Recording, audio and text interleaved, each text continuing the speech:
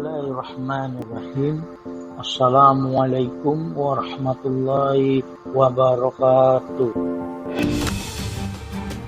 Sejarah berdirinya, kemajuan, dan kehancuran dinasti Safawi dalam sejarah peradaban Islam.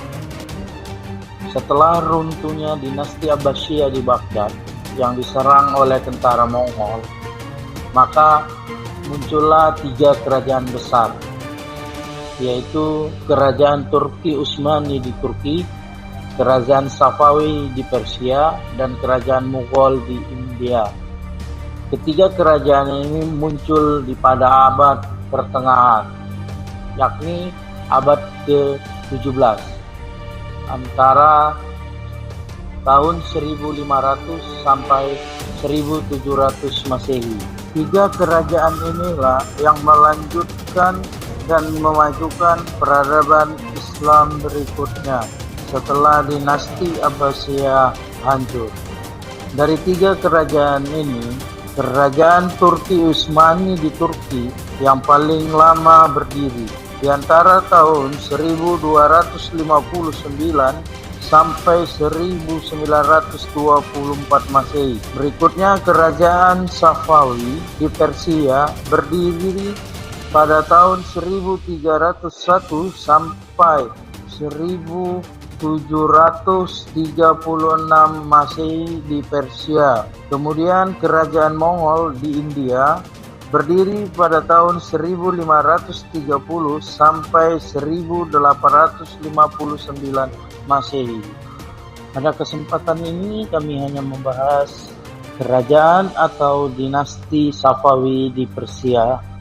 Dinasti Safawi di Persia resmi menjadi sebuah dinasti atau kerajaan setelah Shah Ismail I memproklamirkan dirinya menjadi khalifah pertama dinasti Safawi pada tahun 1501.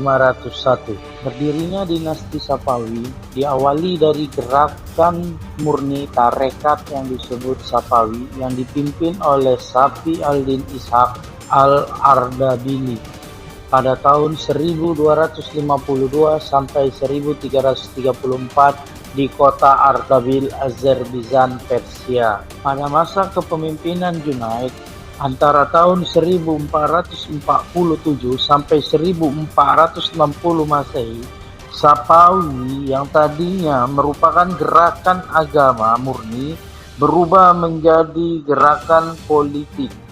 Dampak dari kegiatan politik yang dilakukan oleh Junaid, maka Safawi berkonflik dengan Karakoyunlu. Akibat berkonflik dengan Karakoyunlu, maka Junaid kalah dan diasingkan ke Diyarbakir di Ujun Hasan.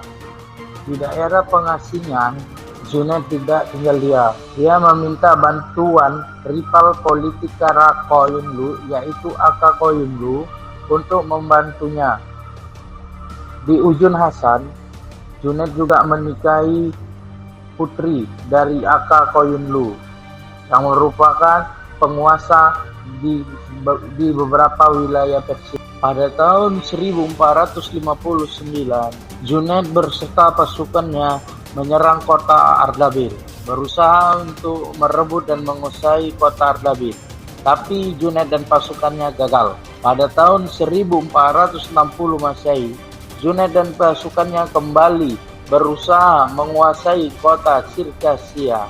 Pada saat penyerangan ke kota Sirkasia, pasukan Junaid dihadang oleh tentara Sirwan. Dalam pertempuran tersebut, pasukan Junaid kalah dan Junaid terbunuh oleh tentara Sirwan. Kemudian, pada tahun 1501, Safawi bangkit lagi di bawah pimpinan Ismail bin Haidan.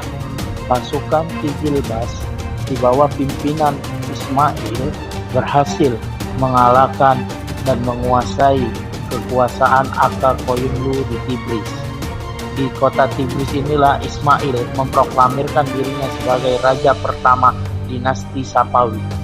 Berikut ini raja-raja atau khalifah dinasti Safawi. Yang pertama, Shah Ismail I memimpin pada tahun 1501 sampai 1524 Masehi. Yang kedua, Shah Tahmasp I memimpin pada tahun 1524 sampai 1575 Masehi. Yang ketiga, Ismail II memimpin pada tahun 1576 sampai 1577 Masehi. Berikutnya, Muhammad Kudabanda memimpin dinasti ini pada tahun 1577 sampai 1587. Shah Abbas I memimpin dinasti ini pada tahun 1588 sampai 1628 Masehi. Kemudian dilanjutkan oleh kepemimpinan Sapi Mirza pada tahun 1628 sampai 1642 Masehi. Kemudian dinasti ini dipimpin oleh Shah Abbas II pada tahun 1642 sampai 1667 Masehi. Kemudian Sulaiman pada tahun 1667 sampai 1694 Masehi. Kemudian juga dinasti ini dipimpin oleh Shah Hussein pada tahun 1694 sampai 1722 Masehi. Kemudian dipimpin oleh Tahmasp II pada tahun 1722 sampai 1732 Masehi. Dan yang terakhir, kepemimpinan dinasti Sapawi dipimpin oleh Abbas III pada tahun 1732 Masehi sampai 1736 Masehi. Dari Shah Ismail I sampai Shah Abbas I, dinasti Sapawi terus memperluas wilayah kekuasaannya sampai menjajah kekuasaan kerajaan lainnya, sehingga menimbulkan konflik terhadap kerajaan Turki Utsmani yang di sana berideologikan Sunni. Kemajuan dinasti Sapawi. Kemajuan dinasti Sapawi pada tahun 1622 Masehi di bawah kepemimpinan Shah Abbas I, di mana Shah Abbas I berhasil menduduki kepulauan Hormuz dan pelabuhan Hormuz yang ada di wilayah Hormuz, di mana Shah Abbas I menguasai pelabuhan tersebut dan menggantinya menjadi pelabuhan Bandar Abbas, sehingga otomatis dinasti Sapawi menguasai jalur perdagangan laut antara timur dan barat, sehingga sektor perdagangan mengalami kemajuan terkhusus di bidang pertanian. Kemajuan dinasti Sapawi pada bidang seni dan arsitek. Setelah berhasil menguasai kota Isfahan, dan Isfahan dirubah menjadi ibu kota kerajaan yang sangat indah dan bernilai seni tinggi. Di kota tersebut banyak bangunan masjid-masjid, rumah sakit, sekolah, dan dibangunnya jembatan besar di atas Jendar Road serta istana Cihil Sutut. Tidak sampai di situ, kota Isfahan diperindah oleh taman-taman yang ditata secara cantik dan rapi.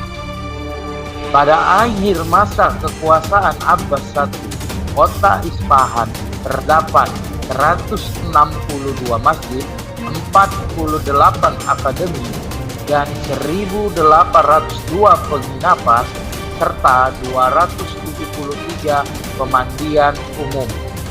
Kemajuan dinasti Sapawi pada bidang seni tidak hanya kita temui pada bangunan-bangunan saja. Unsur seni dapat kita lihat dalam bentuk kerajinan tangan atau lukisan, karpet, pakaian, tenunan, permadani, dan benda seni lain. Berikutnya, kemunduran dan kehancuran dinasti Sapawi terjadi karena konflik yang terus-menerus terjadi antara dinasti Sapawi dengan kerajaan Turki Utsmani. Demikianlah ringkasan sejarah tentang dinasti Sapawi. Semoga tayangan ini bermanfaat. Assalamualaikum warahmatullahi wabarakatuh.